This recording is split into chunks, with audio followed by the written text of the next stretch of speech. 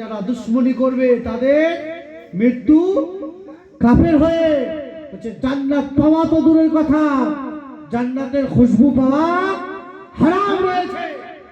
জানেন, যারা নবীর খানদানের সঙ্গে রিশতা রাখবে, মহব্বত রাখবে, ভালোবাসবে, মহব্বত করবে, তারা যখন ইন্তেকাল করে যায় তারা সাধারণ মৃত্যুবরণ করে না, তারা শহীদ হয়ে মৃত্যুবরণ করে। শহীদ হয়ে মৃত্যুবরণ করার পরে মাজারান লিল মালাইকা বলছে যারা আলে রাসূল, আওলাদে নবী, আওলাদে আলী, নবীর খানদানের সঙ্গে মহব্বত করে মারা যাবে, তাদেরকে মাটি দেওয়ার পরে তাদের মাটি কবর কবর থাকে না, তাদের রওজা হয়ে যায়। যেমন রওজা হয়, ফেরেশতাদেরকে আল্লাহ হুকুম দেয় যে আমি তোমাদের জিয়ারত গাহ আওলাদে আলী, আওলাদে নবীর মহব্বতকারীর মাজার সকাল সন্ধ্যা জিয়ারত করে নাও। এদের মাজার কাদের জিয়ারত করে? কাদেরকে দিয়ে জিয়ারত করেন আল্লাহ? ফেরেশতা। আচ্ছা, মাজার মানা শিরিক না না যাই? মাজার মানা যাবে? এই ডাবচোর মাস্টার বলছে মাজার ভাঙা শিরিক, ওর বংশ শিরিকের মানে বুঝে না। শিরিকের মানে বুঝে? বলছে শিরিক। আচ্ছা, শিরিক কাকে বলে? শিরিক মানে হয় একাধিক খোদা মানা। কি মানা হয়? একাধিক খোদা। আমরা কি বিশ্বাস করি? কুল হু আল্লাহু আহাদ, আল্লাহ এক না? এক নয়, আল্লাহ এক। ইবাদত কার করি আমরা? আল্লাহ। নবীর ইবাদত করা যাবে না, ওলির ইবাদত করা যাবে না। ইবাদত কার করি আমরা? আল্লাহ। আল্লাহ ছাড়া কাউকে সিজদা করা যাবে না।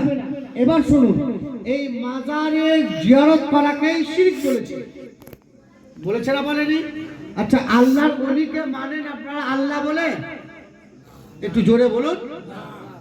নবী কি বলেছেন হাদিসে?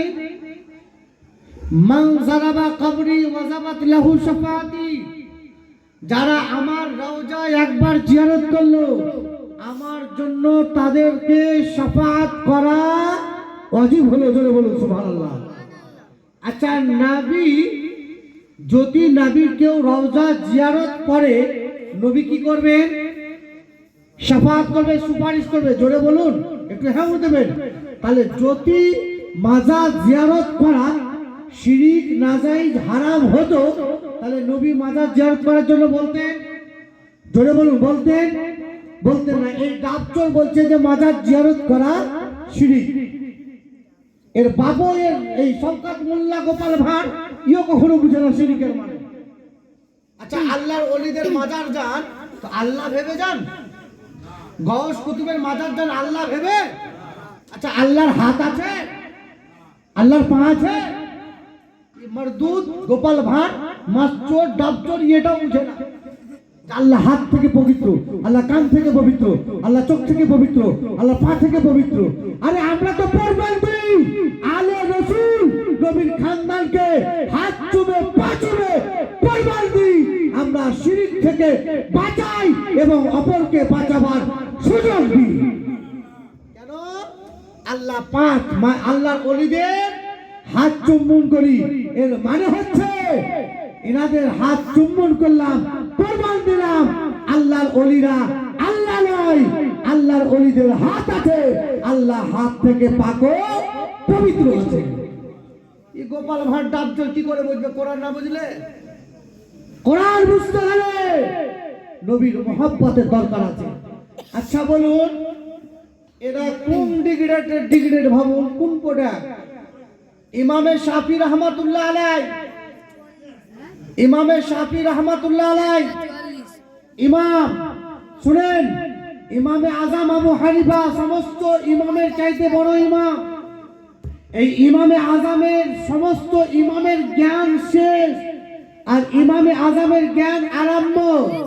ইমামে শাফি রহমাতুল্লাহ আলাইহি, শাফি মাযহাবের অনেকজন বলে না যে আমরা শাফি, কিন্তু দেখেন বুঝেন, ইমামে শাফি রহমাতুল্লাহ আলাইহি বলেন আমি যখন কোনো মশলা হাল করতে পারতাম না, বুঝতে পারতাম না, তখন ইমামে আজমের মাজারে যেতাম আর ওনাকে ওসিলা করে দোয়া করতাম, হে আল্লাহ তোমার ওলি গৌসে আপনার ইমামে আজমকে ওসিলা করে বলতেছি, আমার মসলা মেমোরিতে বুঝে আসছে না, ইমামে আজমের ওসিলাতে আমার মাসলা হাল করে দাও, আমাকে বুঝে দাও।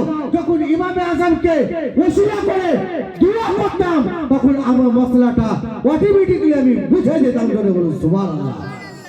তাহলে ইমামে শাফির মাযহাব মোতাবেক মাজারে আল্লাহর ওলিদের ওসিলা করা যাবে না? যাবে না। এরা ওসিলা মানাকে শিরিক বলেছে, মাজার মানাকে শিরিক বলেছে। আজকে আপনাদের হালুয়া রুটি করেন সবে বাড়াতে, আপনারা মহরম করেন, এটাকেও বলে বেদাত। বেদাত কুল্লু বেদাতিন ফিন্নার। এদের বলছে হাদিস, এদের বানাচ্ছে হাদিস কি বলতে জানেন? যে প্রত্যেকটি বেদাত হচ্ছে গুমরাহি আর প্রত্যেকটি বেদাত করার কারণে জাহান্নামী। কথা বুঝতে পারছেন? ওকে জিজ্ঞেস করছি, ফোন করছি তো ফোন রিসিভ করে নাই। মুফতি গোলাম আহমদ ভাইয়ের বক্তব্য শুনলেন না?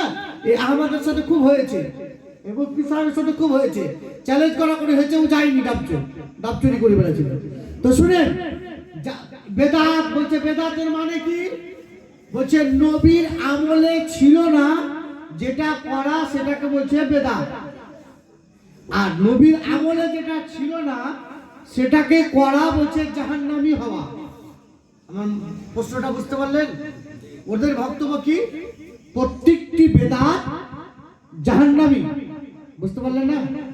প্রত্যেকটি বেদাত করবেন, কাজ করবেন, তার মানে আপনি জাহান্নামী। কেন বেদাত? ও বলছে যে নবীর আমলে যেটা ছিল না সেটাকে বেদাত বলা হয়।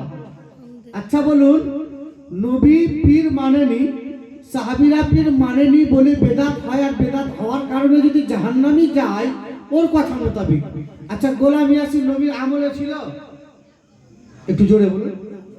নবীর আমলে জন্ম হয়েছিল? ওর আব্বা শওকত মোল্লা, ওর দাদর, তার দাদর, তার দাদর, পরদাদর।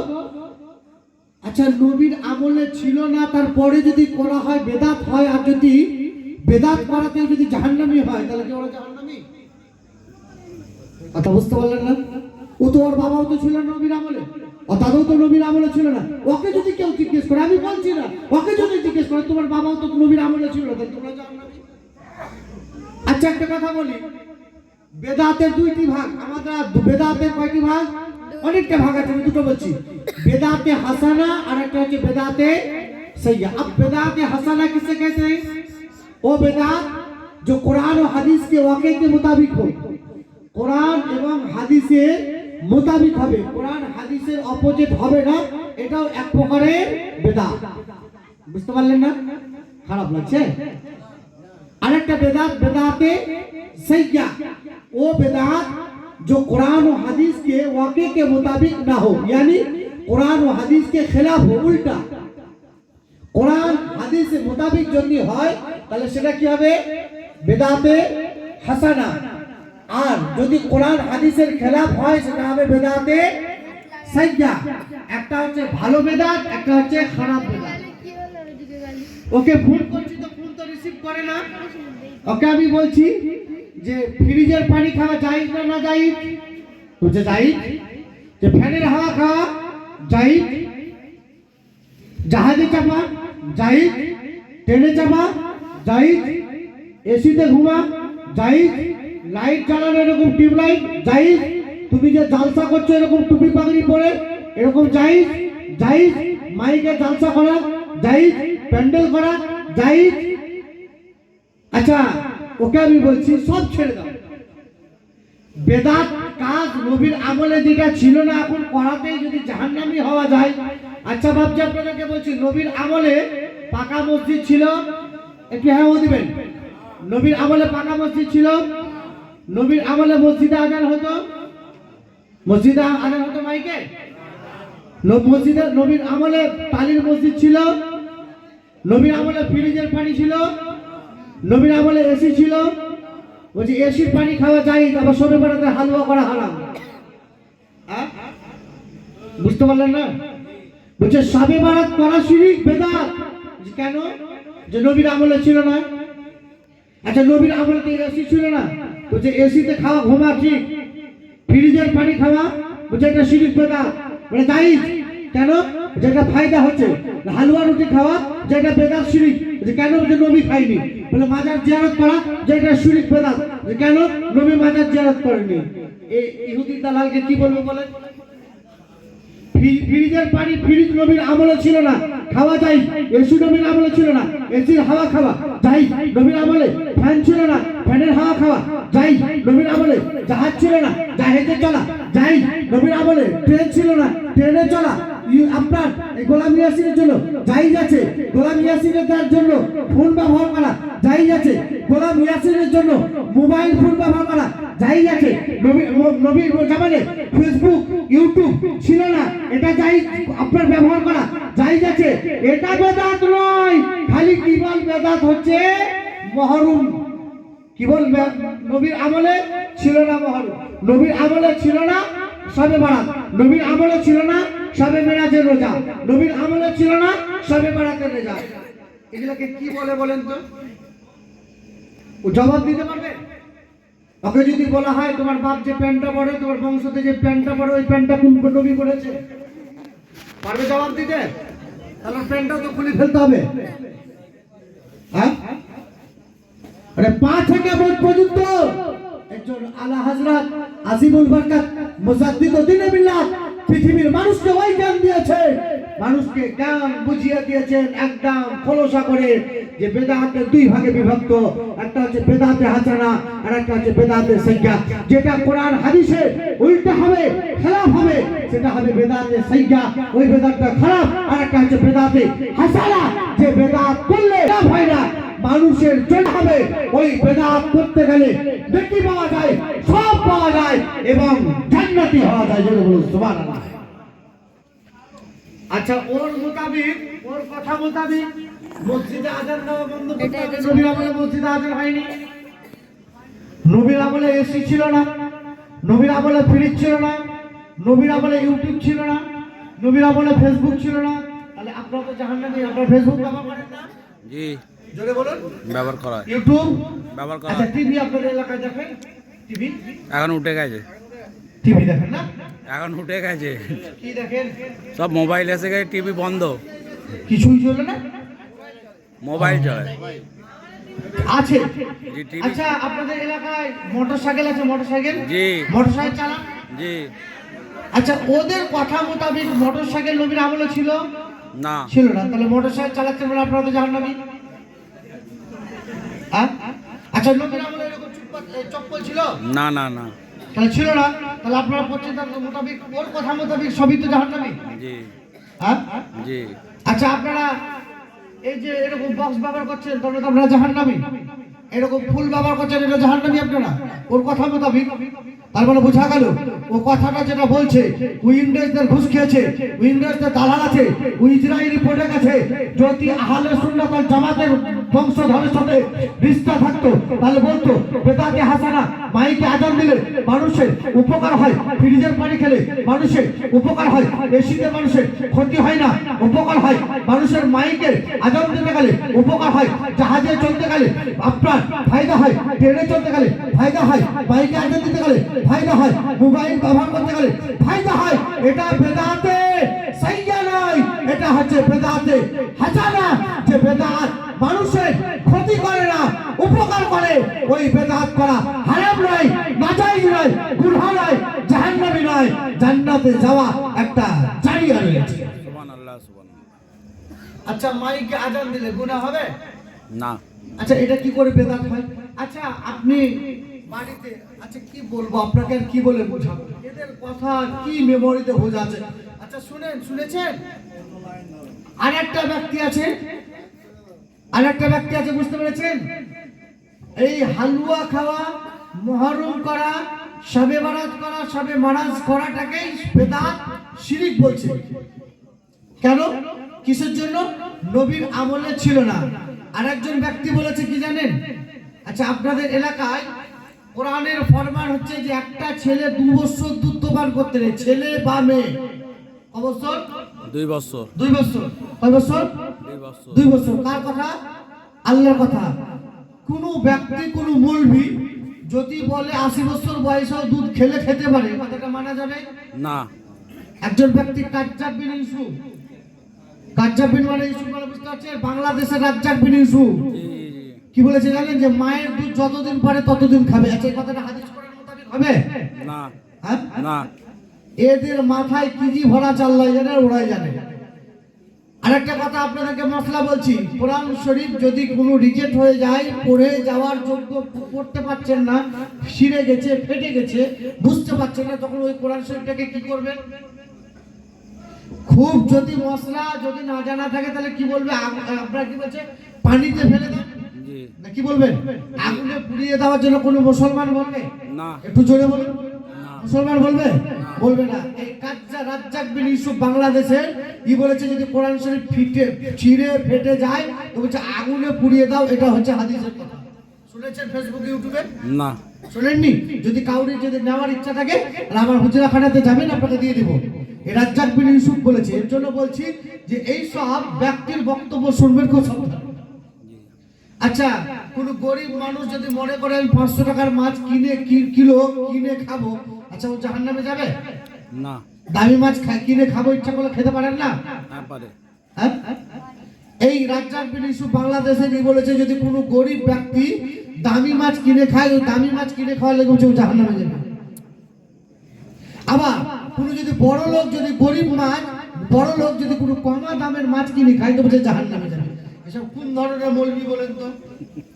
আবার ই বলছে যে আমি 40 বছর ধরে আমি বুখারী শরীফ পড়াচ্ছি। আবার কাল্লা পরশু দিন বলেছে যে মুসলমানি আপনাদের খাতনা হয়, যে খাতনার যে মুসলমানি খাতনাতে যে ভোজটা হয়, এই ভোজটা আবার বলছে খাওয়া হারাম। কি ধরনের মশলা বলেন তো?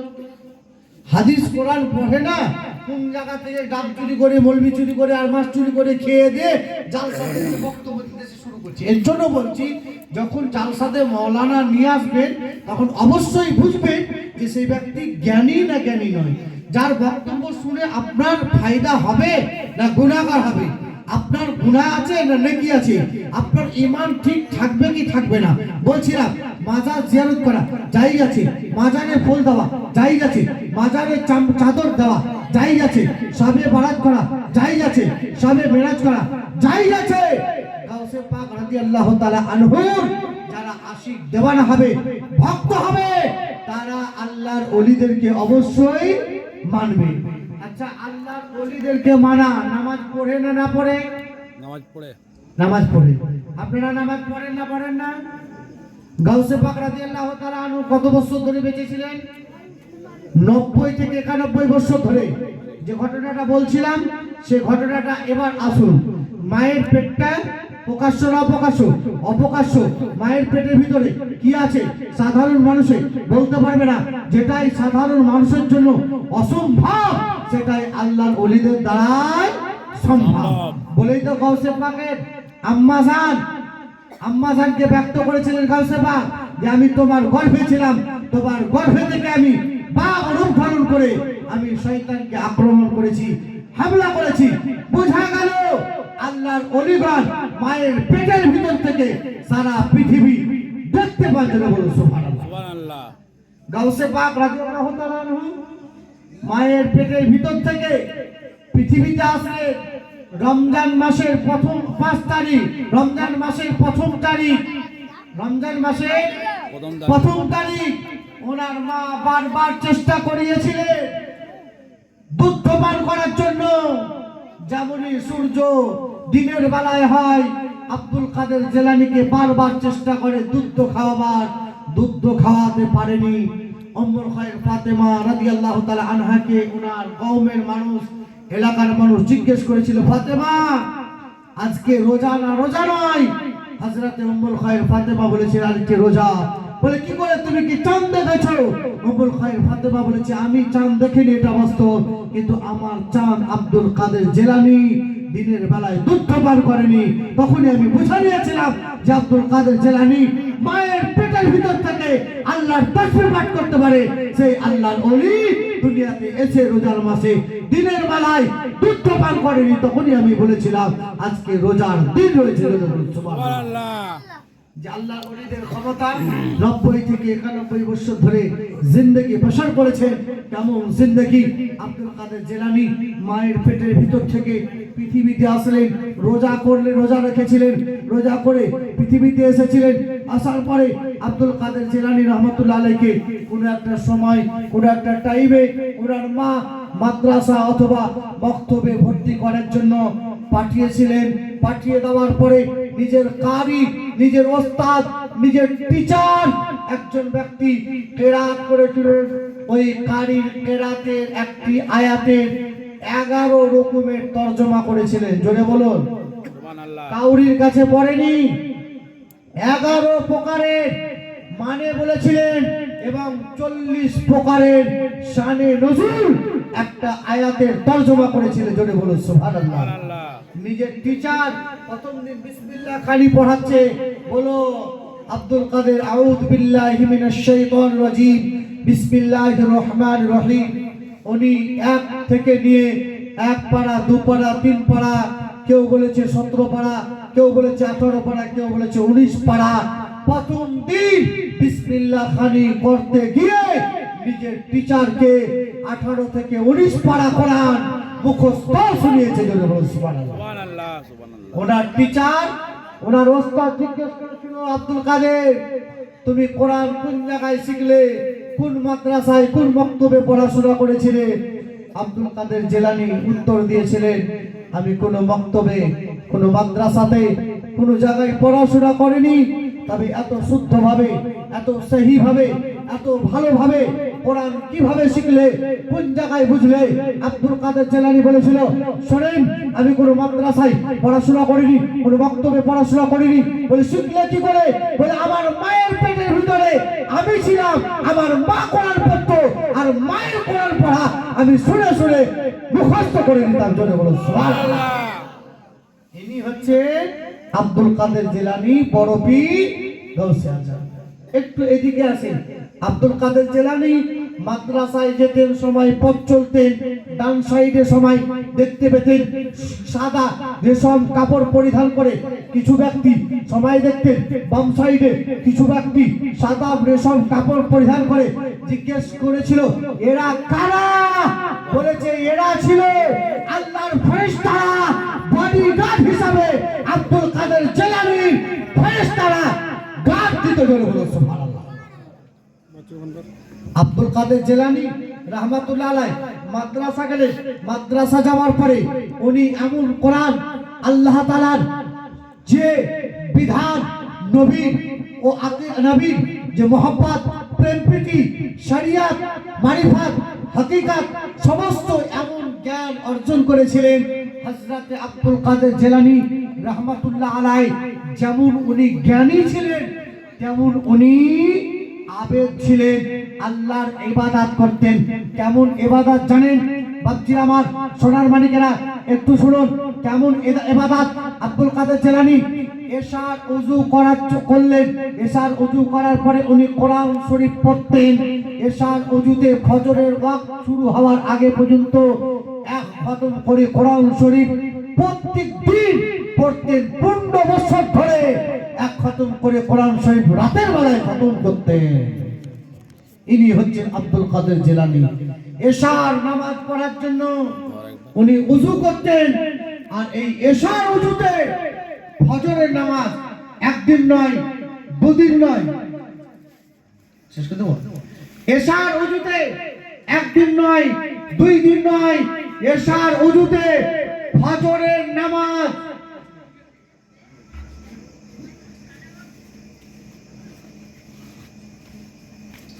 তো উনি এশার ওযুতে ফজরের নামাজ একদিন নয়, 2 দিন নয়, এশার ওযুতে ফজরের নামাজ 40 বছর ধরে পড়েছে। জোরে বলুন সুবহানাল্লাহ। হযরতে আব্দুল কাদের জিলানী ইরাকের জঙ্গলে একদিন নয়, 2 দিন নয়, 17 বছর ধরে ইরাকের জঙ্গলে গাছের পাতা খেয়ে আল্লাহর ইবাদত করেছেন। আর জিন এবং জিন্নাতকে শরীয়তের জ্ঞান শিখাতে জরুরি। সুবহানাল্লাহ। এই গাউসে পাককে যারা ভালোবাসবে, মহব্বত করবে, যারা ইনাদের প্রতি প্রেম প্রীতি মহব্বত রেখে যারা ফাতিহা করবে, যারা মিলাদ করবে, যারা কিয়াম করবে, যারা নজর নিয়াজ করবে, যারা দরুদ পড়বে, যারা রোজা রাখবে, ইনাদের প্রতি প্রেম প্রীতি মহব্বত রেখে মারা যাবে। আলে রাসূল আহলে বায়াতের প্রতি মহব্বত করলে সাধারণ মৃত্যু হবে না, শহীদের দরজাতে মৃত্যুবরণ করবে। আর এদের হাতে মৃত্যু আপনার মহব্বত করে মারা, আপনার যদি মহব্বত করে মারা যান, তারা কখনোই মুনাফিক হয়ে মারা যাবে না, তারা মুমিন হয়ে মারা যাবে। আর মুমিনদের ঠিকানা জান্নাত হবে।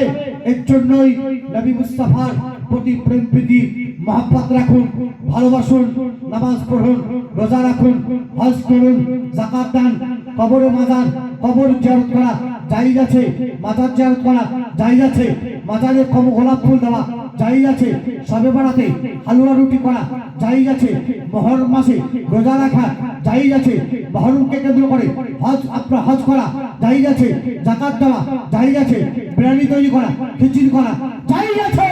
আলে রাসূলের প্রতি প্রেম প্রীতি মহব্বত রাখার জন্য স্বয়ং আল্লাহ বলেছে, যারা আলে রাসূল নবীর বংশধরকে মহব্বত রাখবে, ভাববে তাদের প্রতি তাদের কাছে চুল পরিমাণ ঈমান আছে। যারা আলে রাসূল নবীর বংশধরের সাথে মহব্বত রাখবে না, ভেবে নেবে এরা হচ্ছে ইসরায়েলি প্রোডাক্ট।